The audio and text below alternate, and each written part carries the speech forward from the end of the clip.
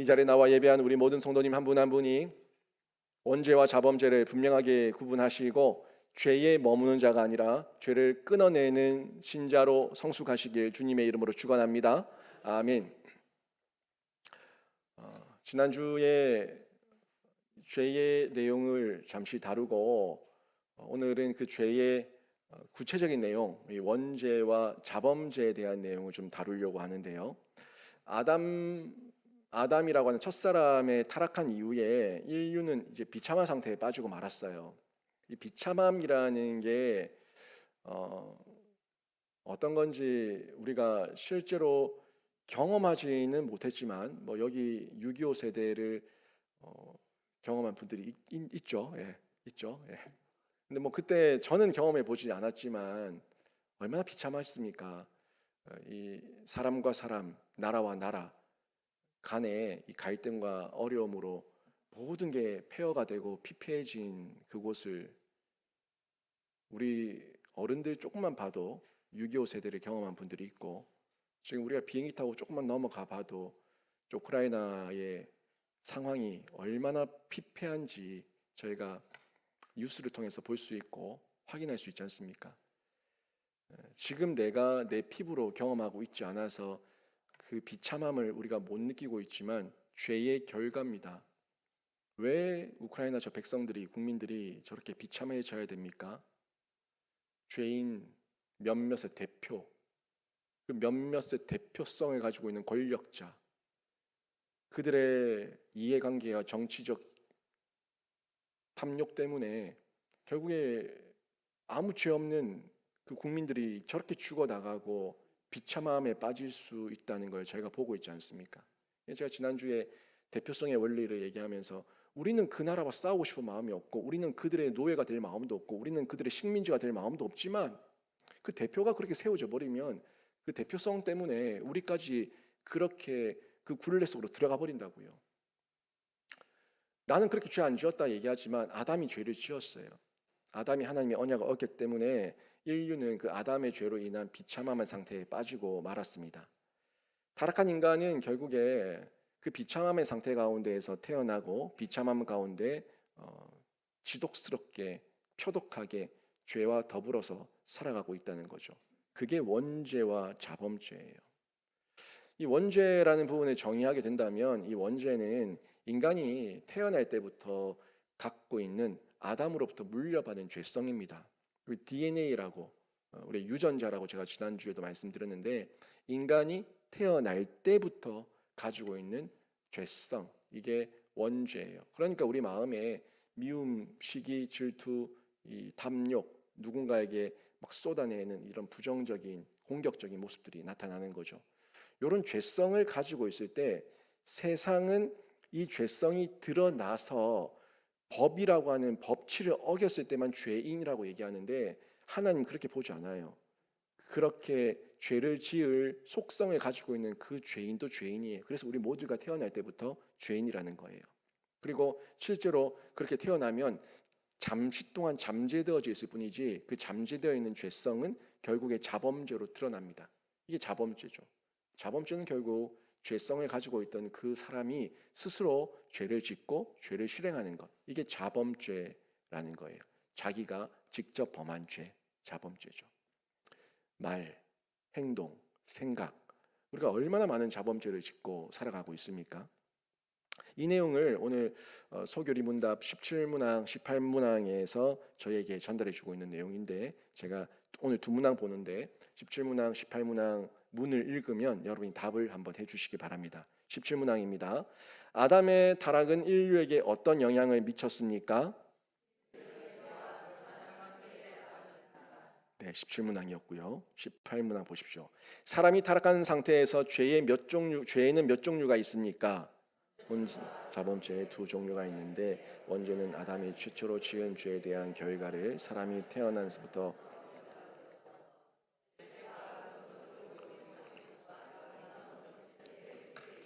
자범죄는 이 원죄에서 나오는 모든 실제 죄들입니다. 네, 제가 방금 얘기했던 원죄와 자범죄가 웨스트민스터 소기를 문답 17문항, 18문항에서도 이렇게 정리해서 전달해 주고 있는 걸 볼 수가 있어요. 요거를 이 원죄와 자범죄를 조금 더 비유적으로 얘기하면 나무예요, 나무. 나무에 사과나무에 사과가 맺히고 배나무에 배가 맺히고 대추나무에 대추가 맺히고 뭘 심었냐, 무슨 나무냐에 따라서 그 열매가 나오는데 죄의 나무가 심겨져 있으니까 죄는요, 결국 죄라는 범죄라고 하는 자범죄로 열매를 맺는 거예요.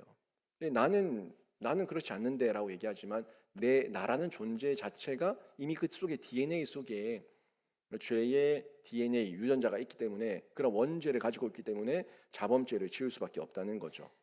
결국 인간은 죄의 열매를 맺을 수밖에 없는 그런 죄의 성질 이걸 다 가지고 태어났는데 지금 막 태어난 갓난아기, 그죠? 응애응애 울고 있는 갓난아기, 이 아이는 어떤 죄가 있습니까? 사실 엄마 입장에서 아빠 입장에서 보면은 이 갓난아기가 핏덩어리가 무슨 죄가 있어요? 라고 얘기하지만 맞아요. 자범죄는 없어요. 지금 당장 이 갓난아기에게는 자범죄는 없지만 이 아이에게는 뭐가 있어요? 원죄가 있어요. 그래서 죄인이에요. 그리고 그 원죄를 가지고 있는 그 아이를 지금 당장은 먹고 빨고 그냥 내 눈에 넣어도 아프지 않을 아이지만 그 아이가 나는 죄를 안 가르쳐 줬는데 그 아이가 자라가는 모습을 보면 너도 어쩔 수 없는 죄인이구나 하는 걸 보게 된다는 거예요. 그 아이들 속에는 지금 죄가 잠재되어 있을 뿐이에요. 그 아이가 힘이 없고 능력이 없어서 죄를 못 지을 뿐이지 힘과 능력을 가지게 되면은 죄를 지을 거란 얘기예요. 여러분 우리가 저 정치인들과 저 경제인들 어떤 부패와 비리 사건들, 부정부패 이런 내용들을 많이 보는데 그들을 보면은 큰 죄를 짓죠. 우리가 상상할 수 없는 아주 큰 죄를 짓는데 그 사람들은 힘이 있으니까 그만큼 그 죄를 지을 힘이 더 크게 있으니까 더 크게 짓는 거지. 우리는 그 힘이 없어서 못 지을 뿐이에요. 갓난아기처럼. 갓난아기가 죄가 없는 게 아니라 죄인인데 힘이 없어서 죄를 못 지을 뿐이지만 힘이 주어지면 더 큰 죄를 지을 수 있다는 거죠. 근데 우리가 그런 존재예요. 나는 저런 정치인들처럼 저런 뭐 경제인들처럼 저런 사람들처럼 난 죄 크게 안 지었다라고 얘기할지 모르겠지만 똑같은 죄인입니다. 우리에게도 그런 힘과 권력과 인기와 명예가 주어지면은 우리는 그들보다 더 큰 죄를 지을 수 있다는 거죠. 그래서 교만한 사람이 아무도 없다는 겁니다. 죄성은요, 결국 자라가는 거예요. 이 죄성에 대한 이해를 정확하게 하고 죄성을 끊어내겠다는 결단과 의지가 없이 또 그 끊어낼 수 있는 결단과 의지와 힘이 예수께로 오는데 그 예수에 대한 연합과 접속 없이 그대로 방치해 두고 내버려 두면은 여러분 아이들은 결국 죄 지을 수밖에 없어요. 공부 잘한다고요? 인성이 좋다고요? 여러분 공부 잘한다고 그 아이들이 반듯하게 평생에 구원을 이루면서 살아간다고요? 착각하지 마세요. 내 눈에 보기에 그 아이가 성품이 좋아 보이고 공부를 잘하는 것 뿐이지만 그 아이는요 똑같은 죄인이고 인간이고 죄 중에 물들어 있는 그냥 한 명의 인간일 뿐이에요. 그 아이들이 세상에 나가면요 쓰나미처럼 밀려옵니다. 쓰나미처럼 밀려오는 죄의 유혹과 죄의 강압과 속임 가운데서 내가 분별할 수 있는 힘이 없으면요 그냥 무너지는 거예요.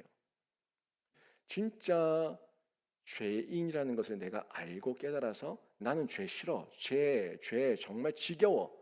죄라는 걸 나는 거부할 거야. 라는 결단과 의지와 힘을 하나님께로 계속 공급받는 그 그리스도인 된 자녀가 세상 가운데 나가서 영향력을 끼치고 탁월함과 구별됨을 이루며 살아가게 됩니다.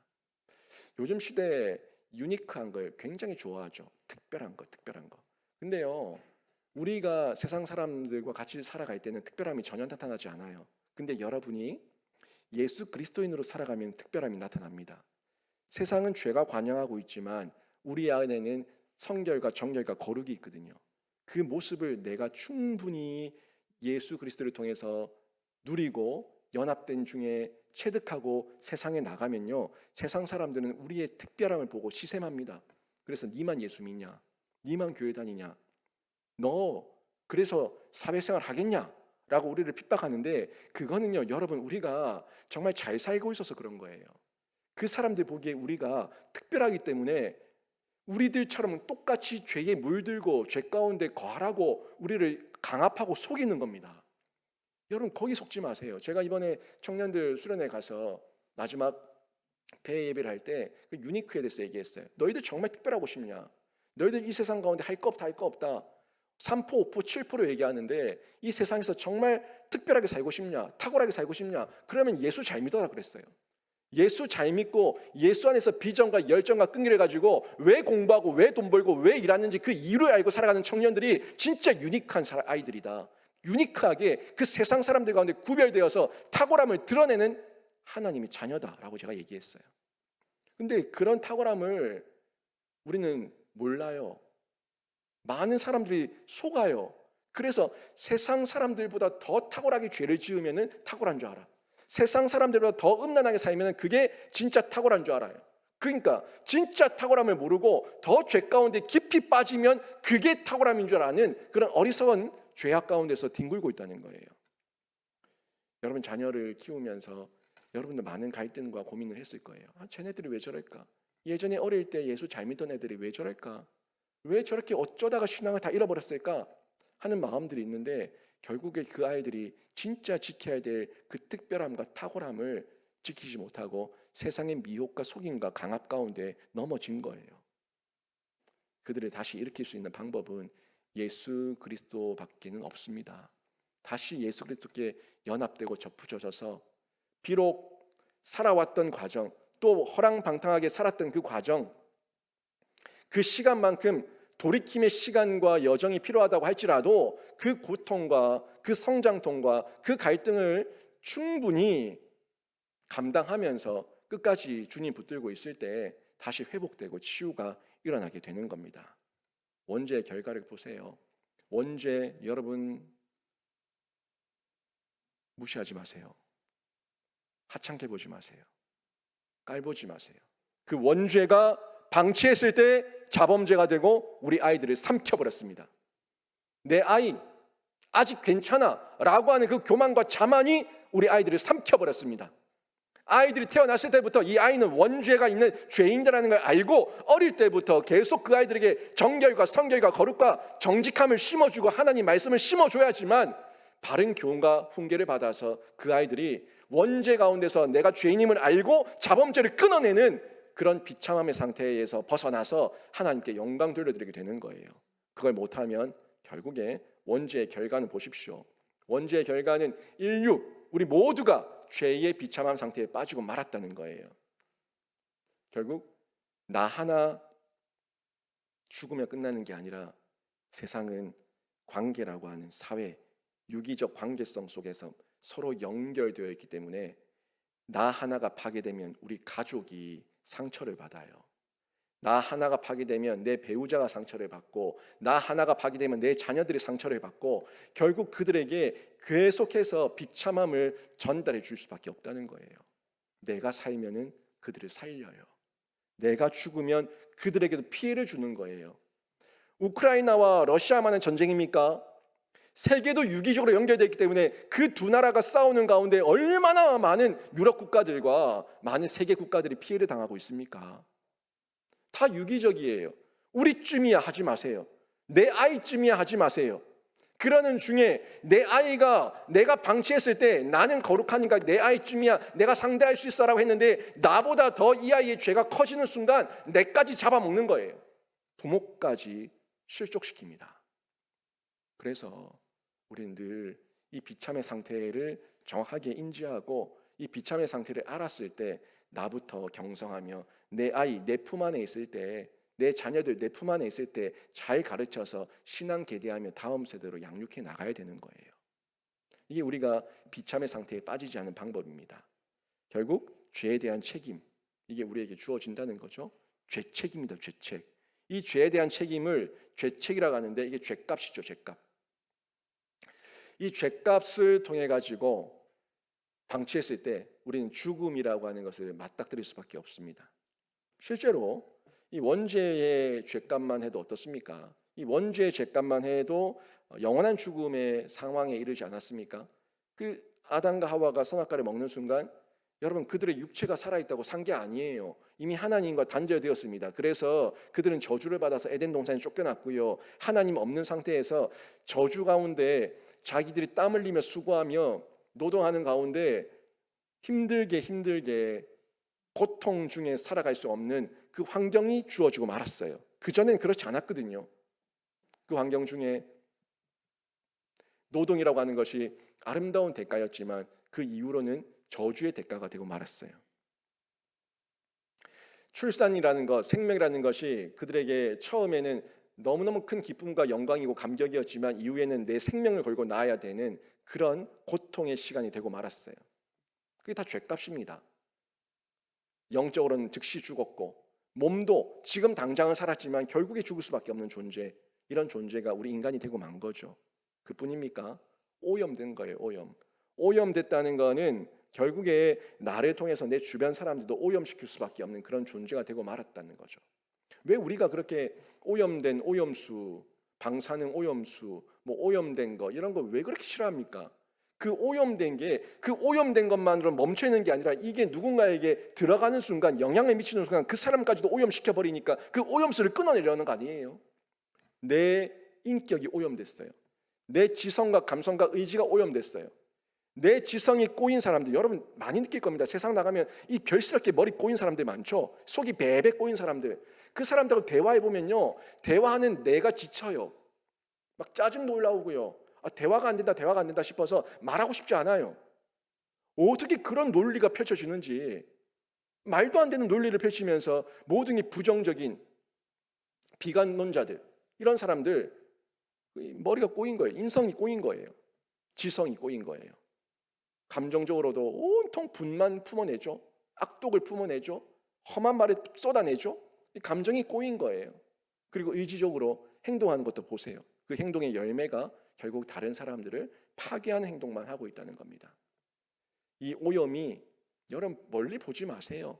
우리 대한민국의 그 오염된 몇 사람이 정치계와 이 경제계와 의료계와 연예계와 교육과 문화와 사회와 모든 부분을 얼마나 더럽히고 있습니까? 저 오염된 몇 명의 독재자들이 얼마나 국제 평화를 깨뜨리며 오염시키고 있습니까?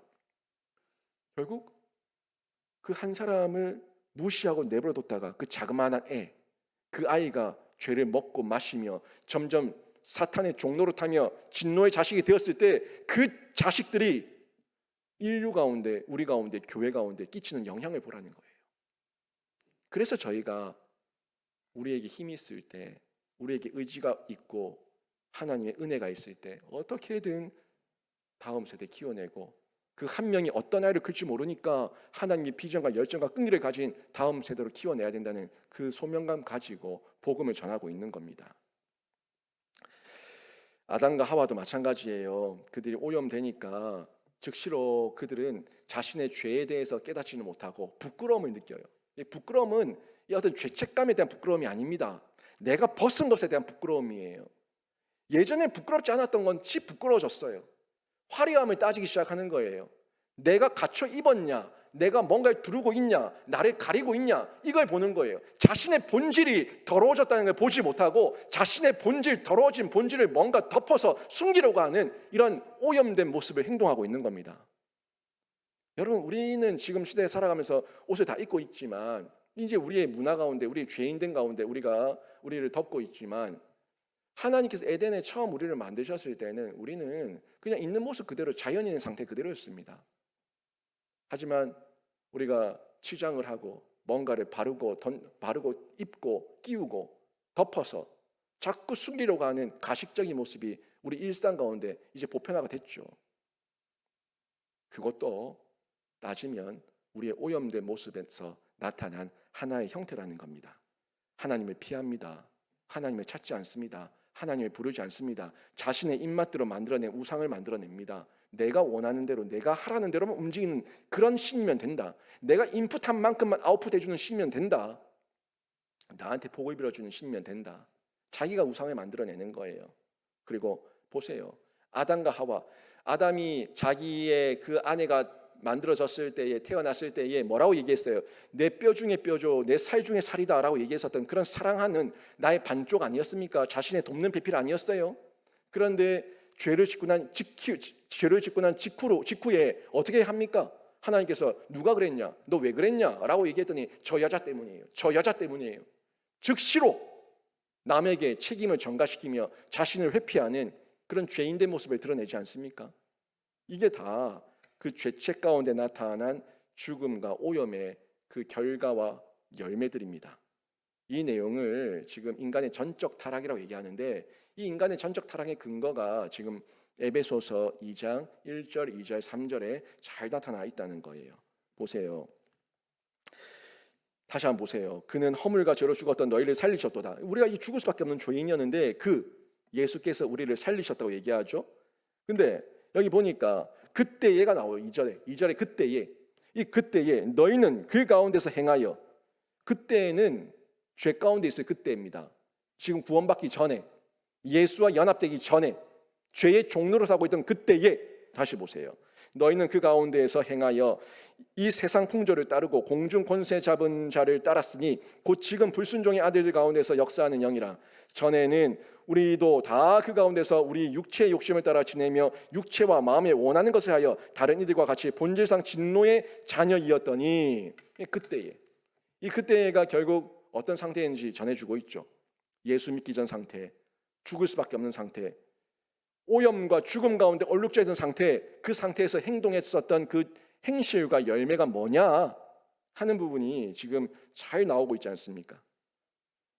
세상 풍조 따르고 공중 권세 잡은 자를 따라다니고 불순종의 아들 가운데서 역사하는 영, 그 악령의 종노릇하며 살았던 불순종의 아들, 진노의 자식, 사탄의 자녀, 그렇게 우리가 연결해서 볼 수가 있는 거죠. 이때의 죽음은 육체의 죽음이 아니라 영혼의 죽음 가운데서 하나님과 연결이 완전히 끊어진 상태이기 때문에 선이 없어요. 선이 없으니까 선을 분별하지 못하니까 악을 선이라고 속이면 악을 선인 줄 알고 그대로 행동하는 거예요. 그게 세상의 논리입니다. 야, 너 그렇게 해야지 세상 경제 논리와 사회생활 가운데서 승진하고 인정받고 잘 사는 거야. 리베이트하고 세금 계산서 가짜로 쓰고 속일 줄도 알고 적당히 접대도 하고 성접대도 하고 2차 3차 가고 돈도 찔러주고 그래야지 성공하는 거야. 그게 세상 사는 논리고 방법이야. 근데 그것도 안 하고 성공하겠냐? 아니, 이게 분명히 우리 입장에서는 아닌 걸 아는데 세상 풍조를 따라가다 보면 우리 애들이요, 그게 당연한 줄 알아요. 그게 원래 세상이, 회사가 그런 줄 알아요. 그렇게 해야지만 잘 산다고 믿어요. 그래서 옆에서 엄마가 그러면 안 된다고 얘기하면은 꼰대 같은 소리 하지 마라, 세상 물정 모르는 소리 하지 마라, 세상 사람 다 그러고 산다, 안 그러면 도태된다 라고 얘기하면서 도리어 엄마 아빠를 설득하죠. 이런 지경까지 이르게 되는 거예요. 지금 2장 1절, 2절, 3절 그때에 이 죄 가운데 있을 때 어떤 오염이 계속 드러나고 있는가 하는 걸 볼 수가 있는데, 영혼이 죽으니까 하나님과 연결이 끊어지니까 결국 육체의 열매가 온통 더럽고 추잡한 더러움밖에 남지 않았다는 겁니다. 그래서 2절에서는요, 영혼이 죽은 인간은 세상 유행과 풍조와 사고방식을 따라 살아간다, 그리고 그들은 죄로 죽었다 라고 얘기하고 있는 거고, 이 사람들은 사탄의 종이다, 욕심을 따라 살아간다, 죄 지은 인간의 열매고 그들의 종국이다 하는 걸 보여주고 있는 겁니다.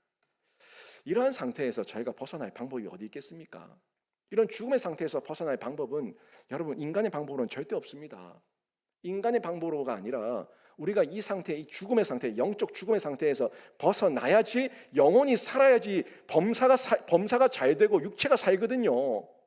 영혼이 살아야지, 영이 살아야지 범사가 잘 되고 우리가 결국에 주님의 재림 때에 육도 사는 그 부활의 영광 가운데 임하게 되는 거예요. 그래서 우리가 이 땅을 사는 중에 예수를 믿고 중생하죠. 이 중생함이 거듭남이에요. 새로남이에요. 새로남, 거듭남, 중생 다 같은 맥락에서 같은 의미인데, 이 거듭남의 은혜를 입어야지만 하나님을 더 알 수가 있습니다. 하나님을 지금 안다고요? 여러분, 하나님 안다고 얘기하고 자만하지 마세요. 하나님은 한순간의 말씀을 통해서 봤다고, 하나님이라는 이름을 알았다고, 야훼 여호와의 이름을 알았다고 우리가 하나님을 다 안다고 얘기할 수 없어요. 하나님은 우리가 죽을 때까지 평생에 알아가도 다 알 수 없는 존재가 하나님입니다. 그래서 예수 닮기 원하는 그 마음이 내 성화의 여정 가운데 평생이라고 해요. 평생. 그리고 우리 주님과 만날 때에, 저 천국에서 우리 주님과 우리 하나님의 은혜의 보좌 앞에 섰을 때, 그때에 얼굴과 얼굴을 대면하여 볼 것이요, 그때에 하나님의 영광이 이런 영광이었군요 하는 그 영광 앞에 납작 엎드려지는 거예요. 조금 10년, 20년, 30년 모태로부터 예수 알았다고, 예수 믿었다고, 교회 문화, 교회 전통에 능통하다고, 내가 하나님 다 안다고, 10독, 20독, 30독 성경 읽었다고 내가 하나님 다 안다고, 다 교만이고 자만입니다. 절대 하나님은 다 알 수 없는 존재입니다. 그 가운데서 우리가 하나님을 계속 알아가는 거예요. 계속해서. 이 거듭남이 결국 우리 하나님께서 우리에게 주신 전적인 은혜고 전적인 선물 아닙니까? 전적인 은혜, 전적인 선물.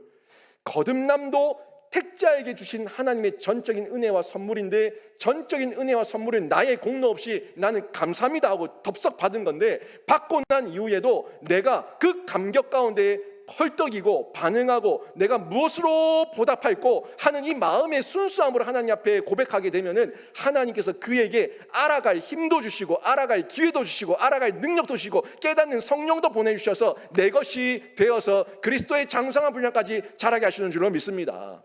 이게 우리가 성도의 성숙이에요. 내가 하나님 만나서 예수 믿어서 나 구원받았네, 나는 이제 천국 가네, 내 마음대로 살아야지 하는 사람에게는 절대 성장과 성숙의 기쁨이 없습니다. 성령의 은혜가 없습니다. 열매도 없습니다. 잘못 믿은 거예요. 제대로 믿으면 내가 어떤 존재였는데 어떤 구원을 받았는가, 거듭남을 받았는가, 이 사실을 알면은 하나님 앞에서 내가 하나님의 이 은혜 앞에, 이 사랑 앞에 무엇으로 보답할꼬 하는 이 고백으로 하나님 앞에 반응하는 성숙을 선택하고 그 길 가운데 뛰어든다는 거예요.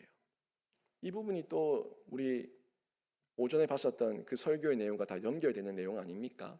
녹색장, 끝없는 책의 녹색장, 초록색, 자라가라, 성장하라, 성숙하라. 그 가운데 내가 살아왔던 과거의 옛 모습과 나의 죄성이 있는데 하루아침에 바뀌어지진 않지만 계속해서 끊임없이 바뀌어가는 그 성장통 속에서 환난은 인내는 연단을 소망을 이루어서, 그 소망이 영원한 하나님 나라의 영광스러운 소망인 것을 깨달아서 이 땅에 소망 두지 않고 하나님 앞에서 늘 자라가는 기쁨으로 이루 말할 수 없는 이 마음의 평화가, 기쁨이, 감격이 임하는 거죠. 그때 행복한 거예요. 그때 행복한 거예요. 너무 세상의 화려함을 따라가지 마세요. 오늘 우리 앞부분에 불렀던 찬양이 있죠? 행복 찬양 같이 한번 불러볼까요? 그 찬양 속에 이 고백이 정말 여러분의 고백이 되기를 바랍니다. 화려하지 않아도 예수 그리스도 앞에서 구별되고 정결하게, 정직하게, 거룩하게 살아가는 것, 그게 진짜 행복입니다.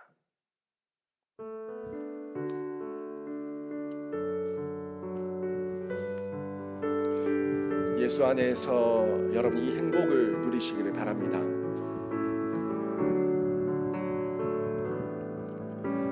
화려하지 않아도 정결하게 사는 삶, 가진 것이 적어도 감사하며 사는 삶, 내게 주신 작은 힘 나눠주며 사는 삶, 이것이 나의 삶의 행복이라오. 눈물 날 일 많지만, 눈물 날 일 많지만 기도할 수 있는 것, 억울한 일 많으나 주를 위해 참는 것, 비록 짧은 작은 삶 주 뜻대로 사는 것, 이것이 나의 삶의 행복이라오. 이것이 행복. 이것이 행복이라오. 세상은 알 수 없는 하나님 선물, 이것이 행복이라오.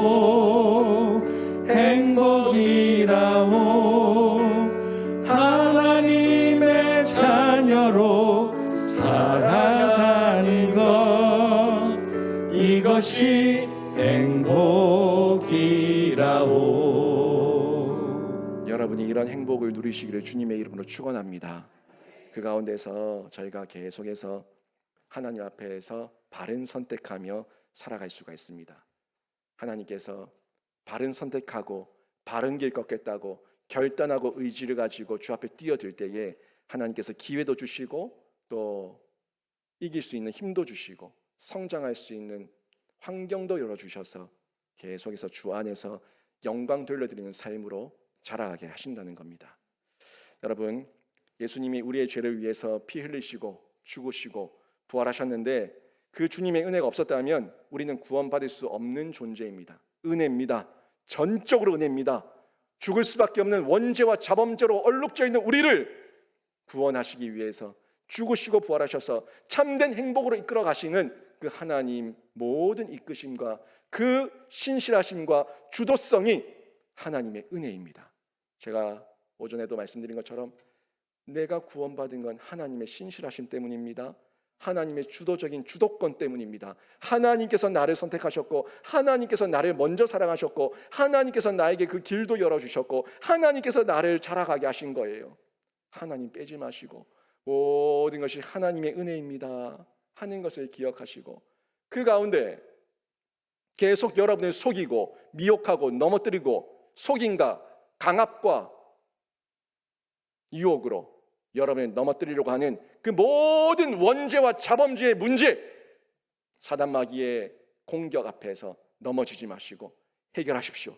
하나님의 그 말씀, 생명의 말씀, 성경과 성령으로 여러분이 해결하셔서 여러분 안에 생명이 있음을 보여주시는 귀한 신자가 되시기를 바랍니다. 그리고 이 생명 여러분 안에 고여있지 않고요, 생명이 있으니까 이 안에 예수의 심장이 박동 펌프질하니까 이 심장이 내 온 몸을 휘감아서 그 예수의 복음을 전하지 않고는 견딜 수 없다는 그 바울의 고백으로 여러분 가족에게, 여러분 이웃에게, 여러분 집 주변 여러 사람에게 복음 전하는 생명 사역자로 쓰임 받으시기를 주님의 이름으로 축원합니다. 아멘.